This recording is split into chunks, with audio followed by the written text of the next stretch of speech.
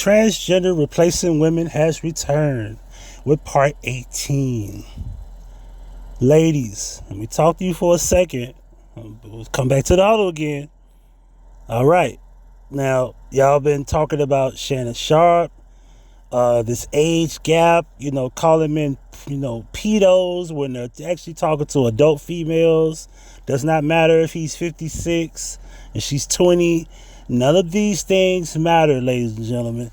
Al Pacino's out here having kids, Robert De Niro's still having kids, and they knocking on 100. None of that matters. You know what matters is that none of y'all are bothered by the fact that y'all are being replaced and don't even know it. Pay attention to this. I mentioned to you all about missing women. You laughed about it. You said I was crazy. All right? Now, I want you to connect the dots for me. Since you don't want to connect them for me then.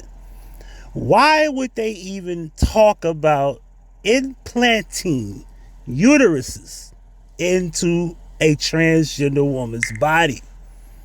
Why would they want to do that? Well, you don't believe me? Here you go. Getting pregnant is not as far off as you think. In the past 10 years, 50 babies have been born from a uterus transplant. How this works is a person with a damaged or missing uterus gets a new uterus. Then they get pregnant, then they give birth to a child via C-section. The implanted uterus is then removed so that the person doesn't need to be on anti-rejection meds for the rest of their life. So far, these implants have only been attempted on cis women, but there's nothing that says it couldn't work on a trans woman. After all, my hormone levels are pretty similar to a cisgender woman. So why not? The main thing in the way is that the science is new, so there aren't enough surgeons out there to do the testing. So it's less about if we can do it and more about when we can do it. Imagine a trans woman using her own DNA along with her partner's egg to create life. Wouldn't that be incredible? Some researchers think it's already possible and that it'll be attempted in the next year or two. Now, to be clear, I don't want kids. And even if this was an option, I wouldn't be interested. But there are so many trans women out there who want this, and they have just as much of a right to pregnancy as anyone else. Let's get this thing off. Oh. See, it was fake. Trans women getting pregnant.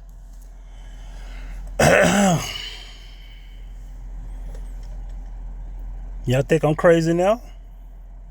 Now, back to the point.